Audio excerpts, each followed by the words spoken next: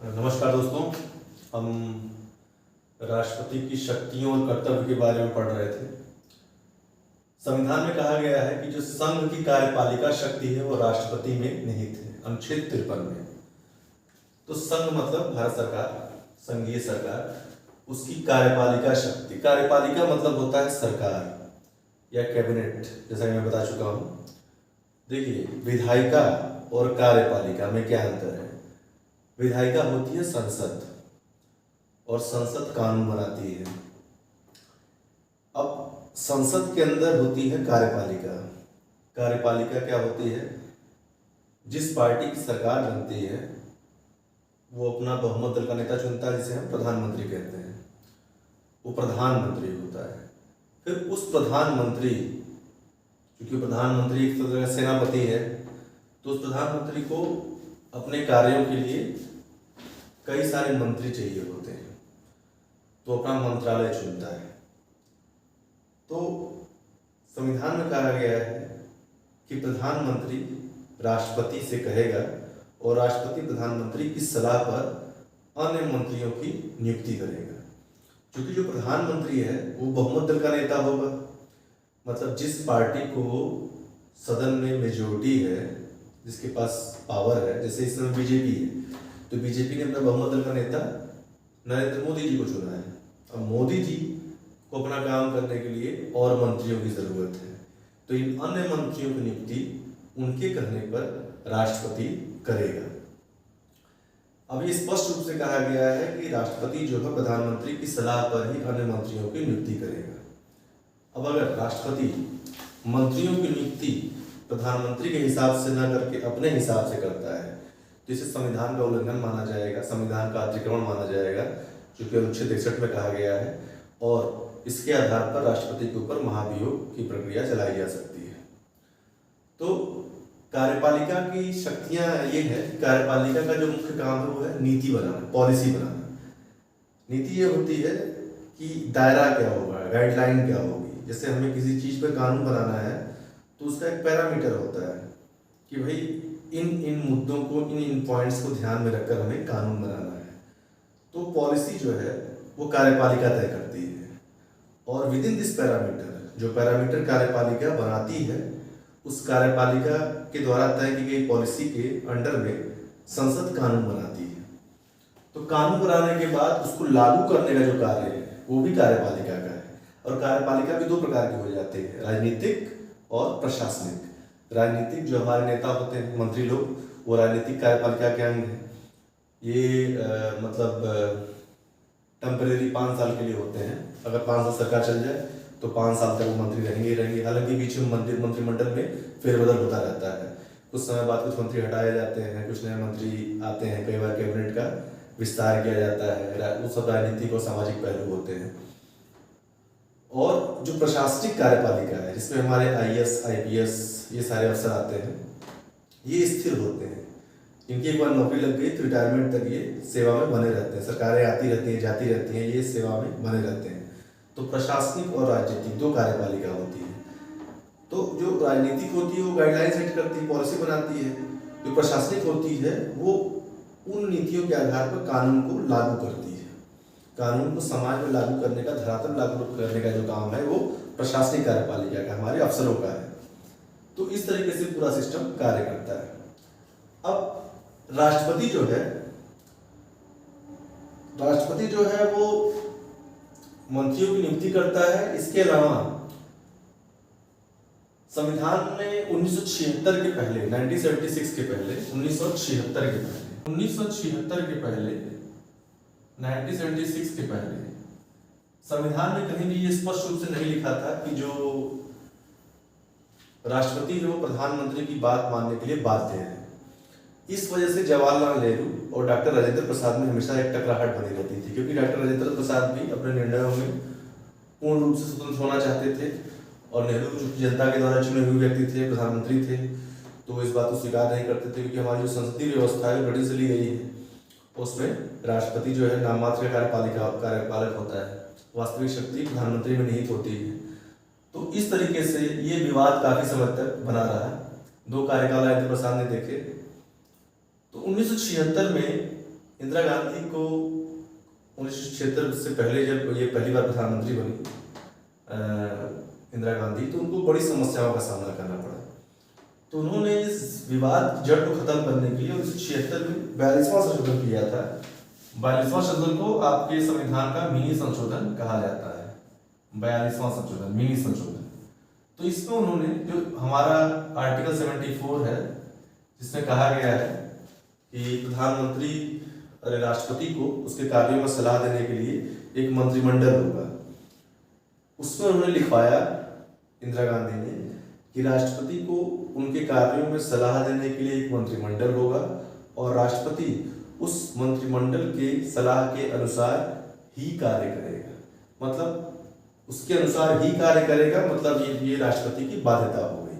तो इसके बाद ये व्यवस्था हमेशा के लिए परमानेंट हो गई। ये क्लियर हो गया कि राष्ट्रपति जो भी कार्य करेगा वो मंत्रिमंडल की सलाह पर ही करेगा। और ये सही भी है, क्योंकि हमने संसदीय व्यवस्था जो ब्रिटेन की अपनाई है उसमें यही सिस्टम है। अगर राष्ट्रपति को ये सारी पावर देनी है तो फिर प्रधानमंत्री का प्रत्यक्ष चुनाव करवाने का क्या मतलब है।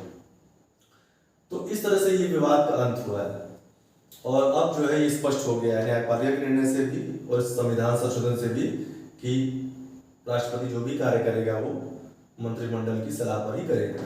उसके बाद चूंकि राष्ट्रपति की शक्तियां कम हो गई तो जनता पार्टी जब सरकार आई तो उन्होंने 1978 में जनता पार्टी ने भी 44वां संशोधन किया था। ये भी काफी इंपॉर्टेंट था। तो 44वें संशोधन में उन्होंने बस ये चीज जोड़ दी कि राष्ट्रपति के पास जो भी साधारण विधेयक आते हैं उन विधेयकों पर राष्ट्रपति विचार करेगा और अगर वो संतुष्ट नहीं है तो वो अपनी अनुमति देने के बजाय उस विधेयक को वापस संसद को भेज देगा अपने सलाह के हिसाब से कि वो उसमें क्या परिवर्तन चाहता है या क्या कमियां हैं या उसके हिसाब से क्या छूट रहा है। लेकिन अगर संसद पुनः उसी रूप में उस विधेयक को या किसी भी अन्य रूप में उनके सुझावों को मानते हुए या न मानते हुए दोबारा पारित करके उनके पास भेज देती है तो राष्ट्रपति उस पर अपनी आज्ञा देने से या अपनी अनुमति देने से मना नहीं कर सकता है। एक पावर है राष्ट्रपति के पास जेबी वीटो वाली, जिसमें वो विधेयक को कुछ नहीं करता, विधेयक को जस का तस पड़े रहने देता है। ये अमेरिका के प्रेसिडेंट की शक्ति है, जेबी वीटो। तो जब राष्ट्रपति विधेयक को पड़े रहने देता है, उसको कुछ नहीं करता है, तो विधेयक अपने आप नष्ट हो जाता है, क्योंकि संविधान में ये नहीं लिखा हुआ है कि राष्ट्रपति को कितने समय के अंदर वो विधेयक वापस संसद को भेजना है। तो इस बात की स्वतंत्रता लेते हुए राष्ट्रपति ऐसा कर सकता है और ऐसा किया भी गया है। तो इस तरह से ये खास बातें हैं राष्ट्रपति की शक्तियों के बारे में जो संविधान संशोधन द्वारा निर्धारित हुई। अब संघ के कार्यपालक होने के नाते राष्ट्रपति के पास कई सारी शक्तियां होती हैं। जैसे उनके पास प्रशासनिक शक्ति होती है, विधायी शक्ति होती है, न्यायिक शक्ति होती है और सैनिक शक्ति होती है। प्रशासनिक मतलब कार्यों को सही रूप में कार्यान्वित करना, पॉलिसी बनाने से जुड़ा हुआ जो कार्य है प्रशासनिक कार्य। विधायिका के जो कार्य है उसमें संसद के सदन को बुलाना, उसका सत्रावसान करना, मतलब सत्र खत्म करने की घोषणा करना और सदन को आहूत करना मतलब दोनों सदनों को बुलाना, सत्रावसान करना और विधि बनाने की जो प्रक्रिया है उसमें भी राष्ट्रपति की अहम भूमिका होती है। न्यायिक शक्ति में जो जजों की नियुक्ति होती है वो राष्ट्रपति के द्वारा ही होती है। उन्हें हटाते समय भी राष्ट्रपति की परमिशन, राष्ट्रपति का मुहर चाहिए होता है। सैन्य शक्ति मतलब सैन्य शक्ति का समावेश करना और युद्ध के लिए उनको तैयार करना या युद्ध की घोषणा करना, ये सारे जो कार्य होते हैं वो राष्ट्रपति के नाम से होते हैं। हालांकि डिसीजन मंत्रिमंडल का होता है लेकिन आखिरी मुहर जो वो राष्ट्रपति के नाम से लगती है।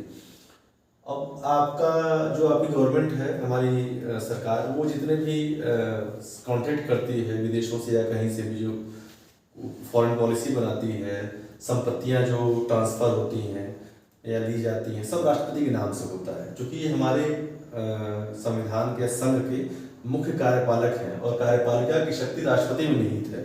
तो फॉर्मली तौर पर जो सारे काम किए जाएंगे वो राष्ट्रपति के नाम पर होंगे, भले ही वो डिसीजन मंत्रिमंडल का होता है। तो इस तरह से बहुत सारी शक्तियां हैं। इसके अलावा राष्ट्रपति के पास पावर होता है कि राष्ट्रपति कई लोगों की नियुक्ति करता है। जैसे जो राज्य के राज्यपाल होते हैं उनकी नियुक्ति राष्ट्रपति करता है। हमारे उच्च न्यायालय और उच्चतम न्यायालय, सुप्रीम कोर्ट, हाई कोर्ट, दोनों की जजों की जो नियुक्ति होती है वो भी राष्ट्रपति करता है।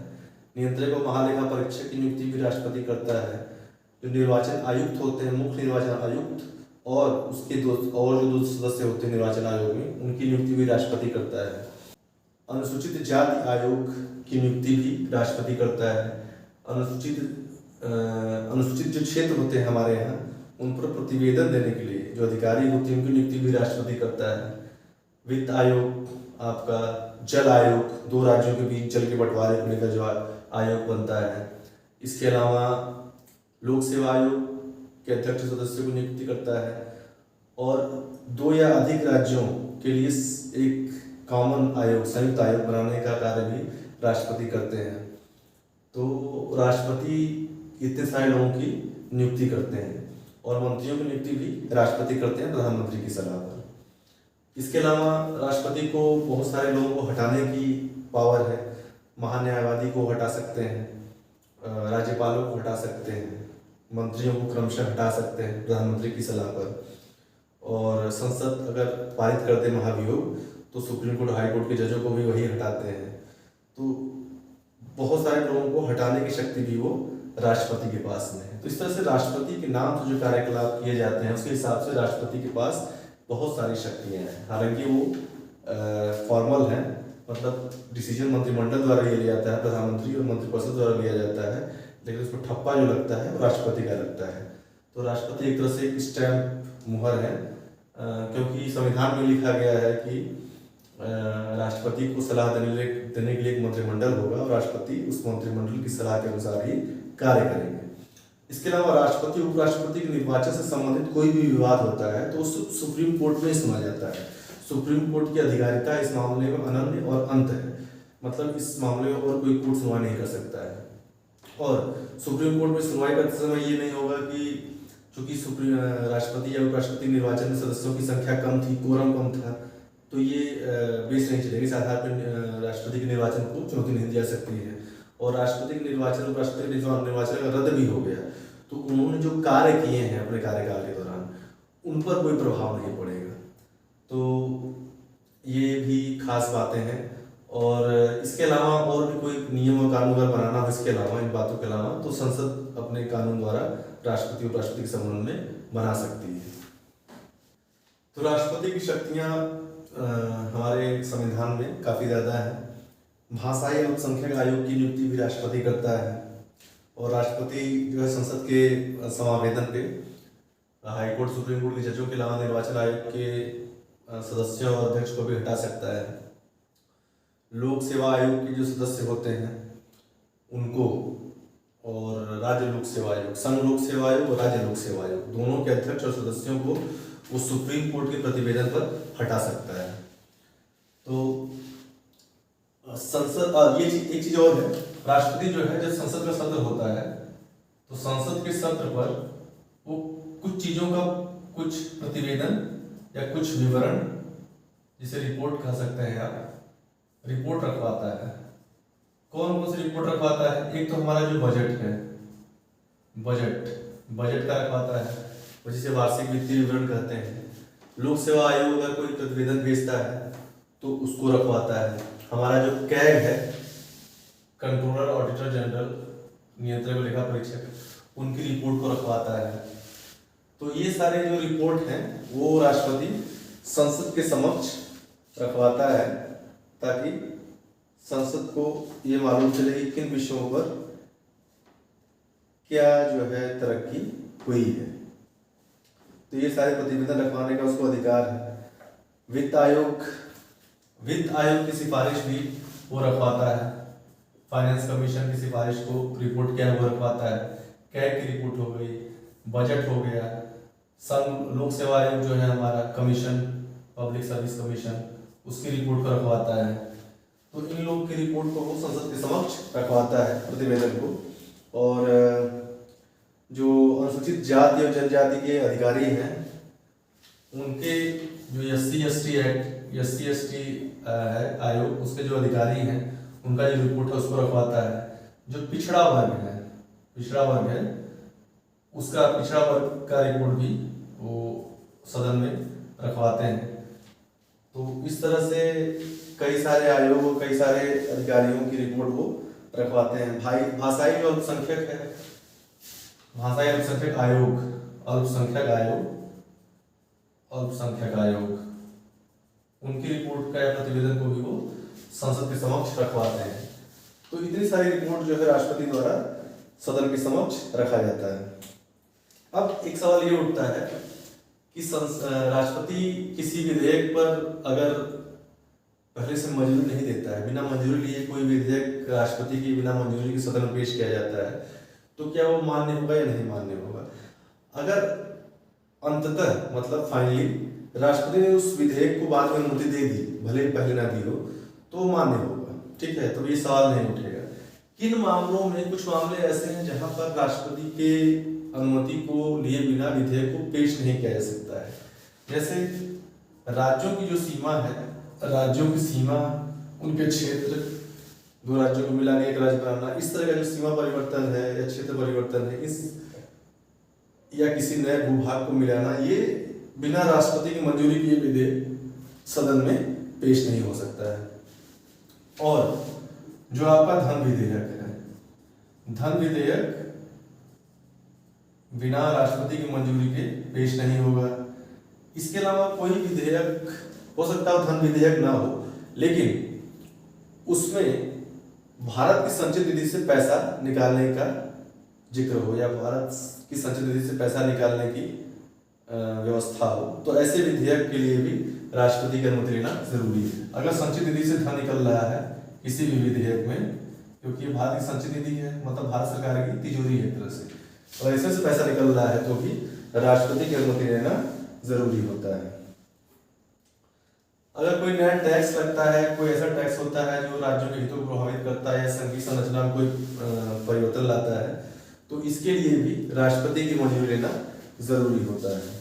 और अगर व्यापार की स्वतंत्रता को प्रभावित कर रहा है, राज्यों की जो व्यापार की स्वतंत्रता है उसको प्रभावित कर रहा है कोई विधेयक, तो उस पर भी राष्ट्रपति की मंजूरी लेना जरूरी है। तो इस तरह कुछ खास विधेयक हैं, धन विधेयक, संचित निधि से अगर पैसा निकल रहा है तो ऐसे विधेयक, राज्यों की सीमा में परिवर्तन या भूभाग में कोई चेंज, सीमा परिवर्तन, इसके लिए जो है, और व्यापार की स्वतंत्रता पर प्रभाव पड़ रहा है किसी विधेयक से, तो इन सब विधेयकों के लिए राष्ट्रपति की मंजूरी, पूर्व मंजूरी जरूरी है। अब राष्ट्रपति का जो कानून के संबंध में, विधि के संबंध में जो सिस्टम है, मतलब राष्ट्रपति की क्या भूमिका है, अगर आप देखेंगे तो किसी भी विधेयक के बारे में, जो साधारण विधेयक होते हैं उनके बारे में राष्ट्रपति की सीधी सी तीन बातें होती हैं। या तो विधेयक को परमिशन दे देगा कि भाई ठीक है, परमिशन दे देगा, वो दोनों सदनों से पास होकर आता है, राज्यसभा से, लोकसभा से राष्ट्रपति के पास, राष्ट्रपति ने अपनी मंजूरी दे दी, विधेयक पास हो गया। दूसरा क्या है, हम अनुमति नहीं देंगे। तो नहीं देने का मामला ऐसे नहीं बनता है कि राष्ट्रपति कोई काम मंत्रिमंडल की सिफारिश पे करेगा और विधेयक सरकार ही लाती है मोस्टली, तो वो नहीं करने का सवाल नहीं उठता है। दूसरी बात, तो तीसरी बात क्या है, वो वापस भेज सकता है, उस विधेयक को सदन के पास वापस भेजेगा कि इसमें कुछ परिवर्तन कीजिए। अब सदन उसमें परिवर्तन करे चाहे ना करे, उसको वापस वैसे भेज दे, या राष्ट्रपति के जो सुझाव उनको ऐड कर ले या नहीं करे। दोबारा भेजने का मतलब सदन से दोबारा लौट के आएगा संसद से दोबारा राष्ट्रपति के पास, तो राष्ट्रपति बाध्य होता है अपनी मंजूरी देने के लिए। अब यहाँ पे वीटो पावर है, जेबी, कई तरह के वीटो होते हैं, निलंबनकारी वीटो, जेबी वीटो। तो हमारे यहाँ जेबी वीटो 1986 में यानी जैल सिंह जो थे, जैल सिंह हमारे राष्ट्रपति थे, उस समय एक विधेयक आया था, डाकघर संशोधन विधेयक। तो उसमें कुछ प्रेस की स्वतंत्रता पर कुछ बंधन या प्रेस की स्वतंत्रता बाधित हो रही थी, तो प्रेस के लोगों ने मतलब एक तरह से ऑब्जेक्शन लगाया। तो ज्ञानी जैल सिंह ने उस विधेयक को टेबल पे ही रहने दिया, वो कभी गया ही नहीं, तो नष्ट हो गया। वो आज तक वैसे जेबी वीटो हो गया, क्योंकि जो विधेयक, क्योंकि संविधान में ये नहीं लिखा गया है कितने समय के अंदर राष्ट्रपति को उस विधेयक को पुनः संसद में भेजना है। तो इस तरह से विधेयक नष्ट हो गया। इसके अलावा अगर कोई विधेयक राज्य के राज्यपाल ने राष्ट्रपति के लिए आरक्षित कर लिया है कि मतलब जब राज्यपाल को ये लगता है कि राज्य का कोई कानून जो है संघ सरकार के कानून से टकरा रहा है या संवैधानिक व्यवस्था को चुनौती दे रहा है, या राज्यपाल को ये लगता है कि इस पर संघ सरकार की मंजूरी जरूरी है, तो उस कानून को उस विधेयक को राष्ट्रपति के लिए आरक्षित कर देता है, तो राष्ट्रपति के ऊपर छोड़ देता है, राष्ट्रपति के पास चला जाता है। तो राष्ट्रपति उस पर अनुमति दे भी सकता है, नहीं दे सकता है, या वापस लौटा सकता है संशोधन करने के लिए। और अगर वो विधेयक राज्य से दोबारा पास होकर उसी रूप या किसी भी रूप में वापस राष्ट्रपति के पास आता है राज्यपाल के थ्रू, और राष्ट्रपति फिर से इनकार कर देता है, तो विधेयक ही नष्ट हो जाता है। समझे? राज्यों के मामले में, संघ सरकार के मामले में समझिए क्या मामला है। संघ सरकार के मामले में ये है कि अगर राष्ट्रपति संसद को कोई विधेयक वापस लौटाता है और वो किसी भी रूप में वो विधेयक वापस फिर से राष्ट्रपति के पास दोबारा आता है, तो राष्ट्रपति बाध्य होता है अपनी मंजूरी देने के लिए, वहां बाध्यता है राष्ट्रपति की। लेकिन स्टेट गवर्नमेंट के मामले में अगर राज्यपाल ने कोई विधेयक अपने पास सुरक्षित रखा है और राष्ट्रपति के लिए आरक्षित कर दिया है कि राष्ट्रपति इस मामले विचार करेंगे, तो वहां पे अगर यही घटना घटती है कि राष्ट्रपति एक बार विधानसभा को भेजता है या विधानमंडल को भेजता है पुनर्विचार करने के लिए, और वहां से राज्य से वापस वो उसी रूप या किसी रूप में राष्ट्रपति के पास आता है, तो राष्ट्रपति बाध्य नहीं है उस पर अपनी आज्ञा देने के लिए। अगर वो दोबारा इनकार कर देता है तो विधेयक ही समाप्त हो जाता है। तो इस तरह की ये जो पावर है, बहुत ही जबरदस्त पावर है संघ सरकार की राज्य सरकारों पर। एक मामले में राज्यपाल को विधेयक को राष्ट्रपति के लिए आरक्षित रखना ही रखना है, वो है जब राज्य का कोई ऐसा कानून बनाने जा रही है जिससे हाई कोर्ट की शक्तियां कम होती है, उस मामले में उस कानून को राष्ट्रपति के लिए आरक्षित रखना राज्यपाल की मंजूरी है। इसके अलावा हमारे यहाँ एक अध्यादेश है, 1, 2, 3 के तहत अध्यादेश आता है। अब अध्यादेश क्या है? अध्यादेश राष्ट्रपति की कानून बनाने की शक्ति है। हालांकि राष्ट्रपति की कानून बनाने की शक्ति मंत्रिमंडल द्वारा आती है, मंत्रिमंडल से आती है। ये क्या है?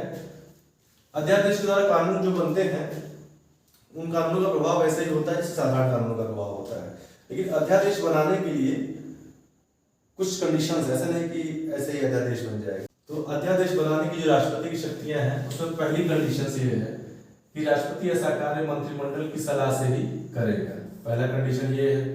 दूसरा कंडीशन ये है कि अध्यादेश द्वारा जो कानून बनेगा वो जैसे ही संसद पुनः इकट्ठा होगी, पहली बैठक होगी संसद की, तो संसद के समक्ष उस अध्यादेश को पेश किया जाएगा, और अगर संसद ने उसे नामंजूर कर दिया है विधेयक को, तो बैठक के 6 सप्ताह के अंदर ही 6 सप्ताह तक वो विधेयक समाप्त हो जाएगा। तो उसका जो जीवन होता है 6 सप्ताह ही होता है, 6 सप्ताह। और सबसे पहली कंडीशन अध्यादेश पारित क्यों होगा ही क्यों? क्योंकि ऐसा तभी होगा जब राज्यसभा और लोकसभा में से कोई एक सदन सत्र में ना हो, केवल एक ही सदन कार्य कर रही हो।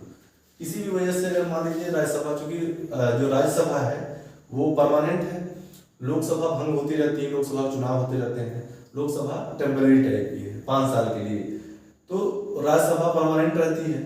तो ऐसे समय में जब लोकसभा न हो, किसी वजह से लोकसभा के सदन की कार्यवाही न चल रही हो और कानून बनाना बहुत जरूरी है, तो ऐसे समय में राष्ट्रपति जो है डायरेक्ट अध्यादेश निकाल सकते हैं, उसके लिए संसद की मंजूरी की आवश्यकता नहीं होती है। तो ऐसे ही इमरजेंसी की व्यवस्था है कि इमरजेंसी में कानून का बनाना हो और सदन का एक सत्र न चल रहा हो, क्योंकि कानून सिस्टम में क्या व्यवस्था है कि कोई भी साधारण कानून राज्यसभा और लोकसभा दोनों से पारित होगा और प्रेसिडेंट के पास जाएगा, उसके बाद प्रेसिडेंट अपनी परमिशन देंगे, तब वो कानून बनेगा।